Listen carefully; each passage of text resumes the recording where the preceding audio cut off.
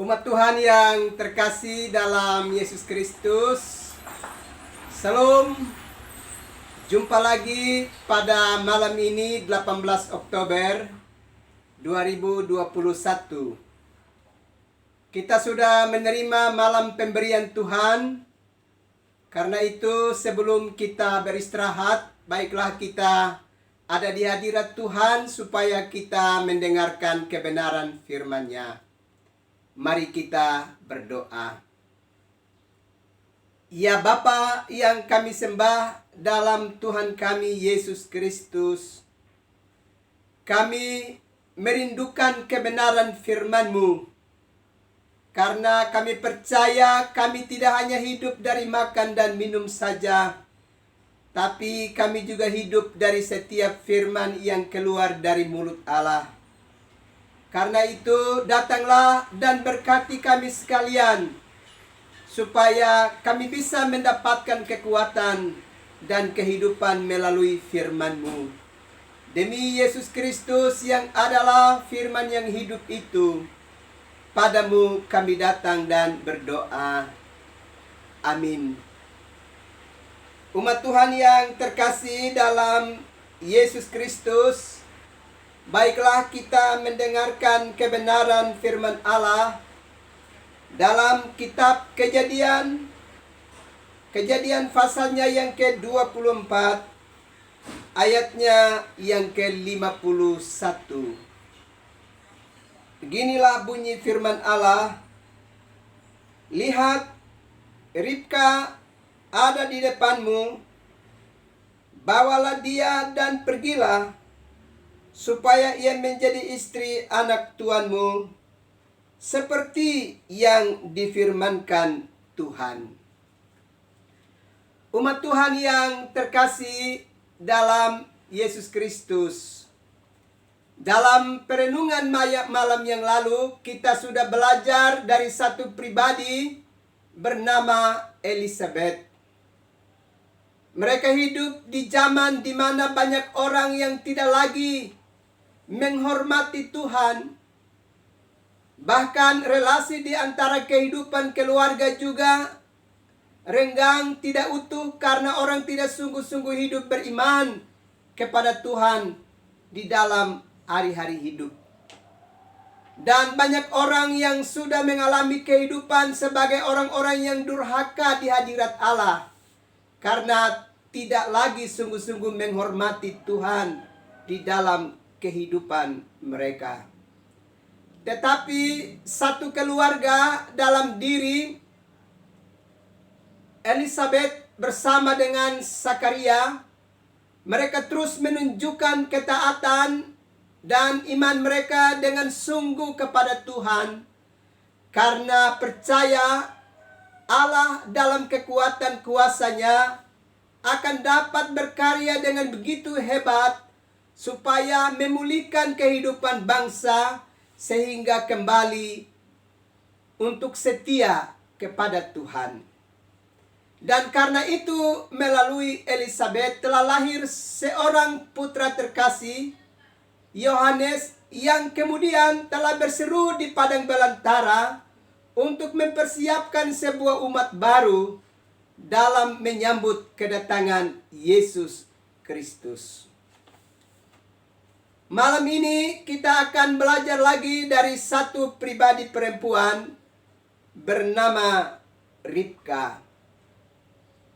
Kita ingat bahwa Ribka adalah satu pribadi perempuan yang sungguh-sungguh hidup memiliki perilaku hidup yang berkenan di tengah-tengah kehidupan masyarakat dan lingkungan di mana dia hidup. Dia hidup di tanah Haran, dan dia sesungguhnya juga adalah keluarga dari Abraham. Abraham pernah meninggalkan negeri itu karena diperintahkan oleh Allah untuk meninggalkan sanak saudaranya, rumah kediamannya, karena Allah berjanji bahwa dia akan menjadi sebuah bangsa yang besar. Dan olehnya Allah akan dipermuliakan. Dan sekarang Abraham sudah menjalani kehidupan yang telah diamanatkan oleh Allah bagi kehidupannya. Dan dalam menanti, dalam kurun waktu yang cukup panjang, untuk menerima kehidupan baru sebagai kelanjutan hidup di tengah-tengah kehidupan mereka. Dan pada akhirnya lahirlah seorang putra terkasih yang diberi nama Ishak. Dan ketika ibunya mengalami kematian, ketika Sarah mengalami kematian, maka Abraham berusaha supaya putra terkasihnya bisa memasuki dan membentuk satu kehidupan rumah tangga yang baru. Supaya melaluinya janji Allah itu akan terus tergenapi di dalam keturunannya. Tetapi Abraham tidak mengizinkan untuk Ishak dapat mengawini perempuan di Kanaan pada waktu itu. Karena Abraham melihat bahwa orang-orang di Kanaan adalah kelompok orang-orang yang tidak menghormati Tuhan. Tidak menghargai Tuhan di dalam kehidupan mereka. Itulah sebabnya melalui seorang pelayannya Eliezer, dia perintahkan untuk mencari seorang perempuan di tengah-tengah kehidupan keluarga Abraham sendiri. Sebab mereka adalah kelompok orang-orang yang setia dan yang menyembah kepada Tuhan. Itulah sebabnya Eliezer mesti menempuh sebuah perjalanan yang sangat panjang untuk menjumpai Ribka di negeri kelahirannya di Haran. Dan di dalam bacaan ini kalau kita perhatikan, Kitab Kejadian pasalnya yang ke-24 sampai dengan ayat yang pertama sampai dengan seterusnya kalau kita baca, maka Eliezer menjumpai Ribka di saat dia sedang melaksanakan tugas dan tanggung jawabnya untuk mengambil air demi kehidupan keluarganya. Dan ketika Eliezer menjumpai perempuan ini, dia meminta supaya dia pun mendapatkan perhatian, karena dalam perjalanan yang jauh dia telah merasa haus.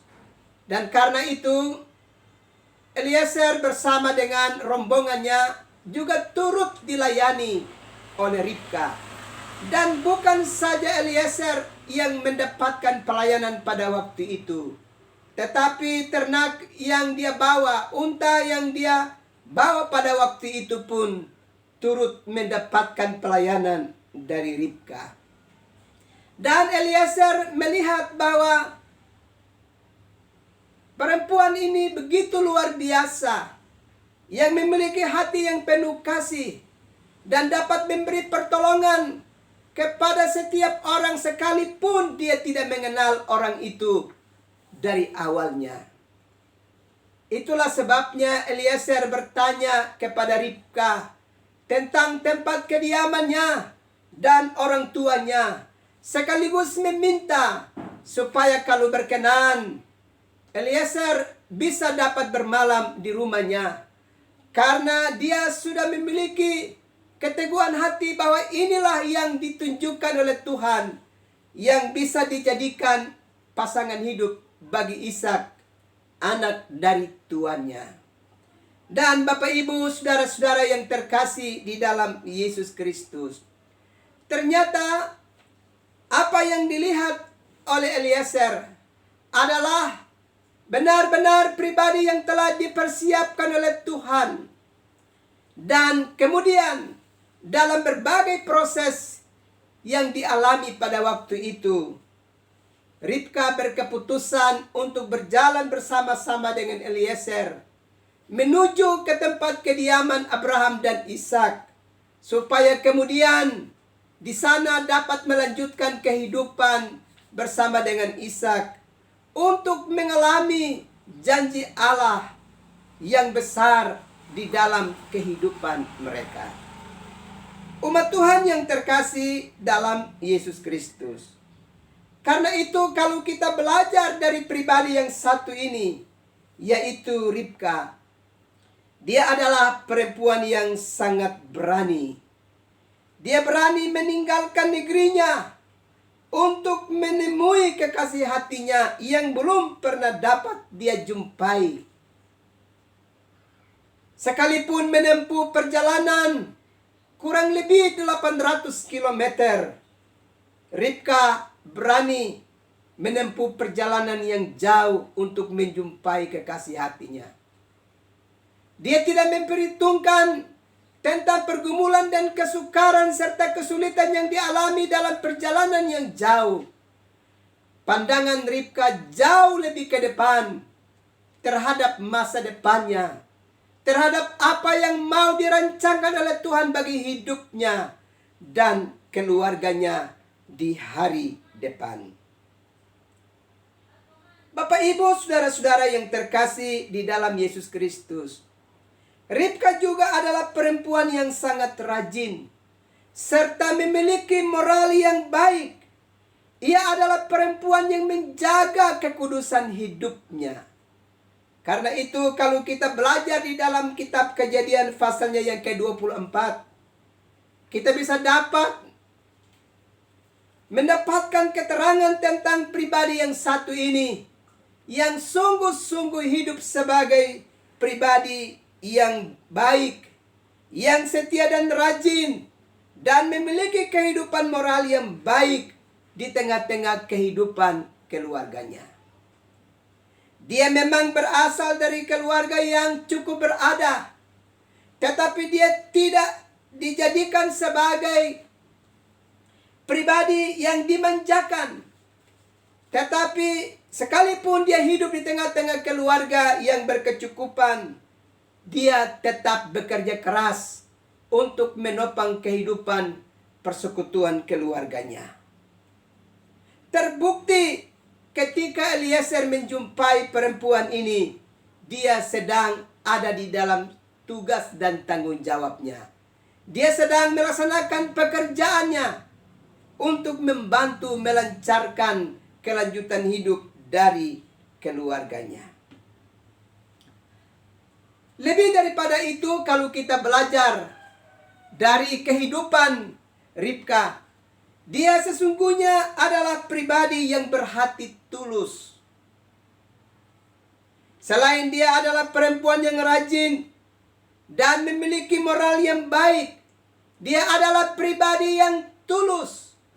Bahkan dia bisa dapat memberikan pelayanan kasih kepada setiap orang, sekalipun orang itu tidak dapat dia kenal lebih awal. Ini mau menunjukkan kepada kita bahwa Ribka adalah perempuan yang suka berbuat baik, yang suka menyatakan kasih yang baik kepada setiap orang yang dia jumpai di dalam perjalanan hidupnya. Ternyata kalau kita belajar dari kehidupan pribadi yang satu ini, dia berbeda dengan kebanyakan orang pada masa kini yang hidup sebagai pribadi-pribadi yang egois, yang tidak dapat memberi pertolongan, apalagi kepada orang yang mereka tidak kenal di dalam kehidupan mereka. Ternyata Ribka adalah pribadi yang sungguh luar biasa. Dia tidak memandang siapa diri seseorang dan berasal dari kelompok dan suku yang mana, dari tempat yang mana. Tetapi yang terutama bagi Ribka adalah memberi pelayanan dan memberi pertolongan bagi mereka yang membutuhkannya. Dan itu dia kerjakan dan dia telah lakukan kepada Eliezer.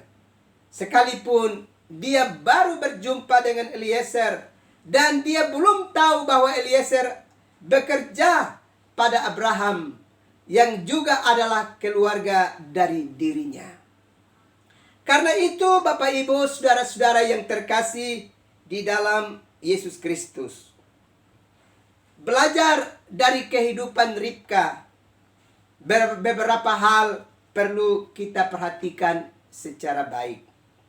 Pertama, bahwa sebagai manusia yang hidup di tengah-tengah keluarga, kita haruslah menjadi pribadi yang memiliki rasa tanggung jawab yang besar untuk secara bersama-sama mendukung berbagai pekerjaan dan berbagai aktivitas demi dan untuk kehidupan keluarga kita. Ini telah dilakukan oleh Ribka dengan senang hati. Dia tidak hidup sebagai pribadi yang memanjakan dirinya, tapi dia berjuang. Dia mempersembahkan hidupnya bagi keluarganya dengan bekerja penuh waktu demi kesejahteraan hidup keluarganya. Ribka adalah satu pribadi perempuan yang tidak berpangku tangan dan hanya menerima saja bagian yang disiapkan bagi dirinya. Tapi justru dia ikut berjuang. Dia ikut berpartisipasi dan melakukan pekerjaan-pekerjaan yang berkaitan dengan kehidupan keluarga untuk kelanjutan hidup keluarga mereka. Ini hal pertama yang kita perlu belajar dari Ribka. Karena itu kepada semua kaum perempuan masa kini, ataupun kepada semua kaum laki-laki masa kini, terutama bagi generasi baru, belajar dari kehidupan Ribka, seorang anak gadis yang merasa bertanggung jawab untuk mendukung kelanjutan hidup keluarganya dengan ikut terlibat dalam berbagai pekerjaan, baik di dalam rumah maupun di luar rumah, demi menopang kelanjutan hidup keluarga. Kiranya ini menjadi pengalaman yang berarti bagi generasi baru kita, anak-anak kita laki-laki dan perempuan, sebagai generasi muda akan berpartisipasi bersama untuk memberi dukungan bagi kelanjutan hidup keluarga. Itu hal yang pertama. Hal yang kedua yang kita belajar dari Ribka adalah bahwa sebagai anak muda, dia ternyata adalah pribadi yang memiliki semangat dan kemauan untuk bisa melaksanakan tugas dan tanggung jawabnya secara baik dan sukses. Dia tidak pernah meninggalkan tugas dan tanggung jawabnya, tapi dia bertanggung jawab penuh pada apa yang ditugaskan kepadanya, dan dia mengerjakannya tuntas pada waktunya. Ini juga penting untuk menjadi pengalaman dan teladan hidup bagi kaula muda masa kini, supaya benar-benar melaksanakan tugas dan tanggung jawab yang dipercayakan kepada mereka di tengah-tengah keluarga, ataupun di mana saja mereka diberi kesempatan untuk melaksanakan tanggung jawab mereka. Hal yang ketiga yang kita belajar dari perempuan muda yang satu ini adalah dia memiliki moral yang baik. Dia selalu menjaga kekudusan hidupnya.